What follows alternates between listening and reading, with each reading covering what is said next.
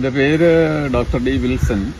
ഞാൻ കേരള അഗ്രികൾച്ചർ യൂണിവേഴ്സിറ്റിയിൽ നിന്ന് ജനറ്റിക്സ് ആൻഡ് പ്ലാന്റ് ബ്രീഡിംഗ് വിഭാഗത്തിൻ്റെ ഹെഡ് ഓഫ് ദി ഡിപ്പാർട്ട്മെൻറ്റായിട്ട് റിട്ടയർ ചെയ്തു. അതിനുശേഷം ഡ്രാഗൺ ഫ്രൂട്ട് കൾട്ടിവേഷനെ കുറിച്ചുള്ള ചില വീഡിയോസ് ഇതൊക്കെ കണ്ടത്. അപ്പോൾ ഞാൻ അതിനെക്കുറിച്ച് വളരെ ഡീറ്റെയിൽഡായിട്ട് സ്റ്റഡി ചെയ്തു, എങ്ങനെ അത് എക്സ്റ്റാബ്ലിഷ് ചെയ്യണം.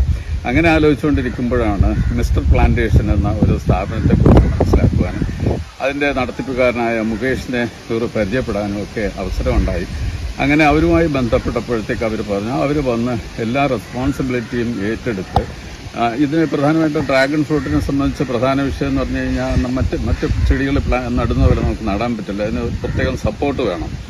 അപ്പോൾ അതിന് ഏറ്റവും പല രീതിയിൽ ചെയ്യാമെങ്കിലും കംഫർട്ടബിൾ ആയിട്ടുള്ളതെന്ന് പറഞ്ഞു കഴിഞ്ഞാൽ കോൺക്രീറ്റ് പില്ലർ ഉണ്ടാക്കി അതിനെ പടരുന്നതിനാവശ്യമായിട്ടുള്ള ഒരു റിങ് സപ്പോർട്ടായിട്ട് കൊടുത്ത് അങ്ങനെ ചെയ്യുന്നതാണ് വളരെ ഒരു സ്റ്റേബിളായിട്ടുള്ള രീതി.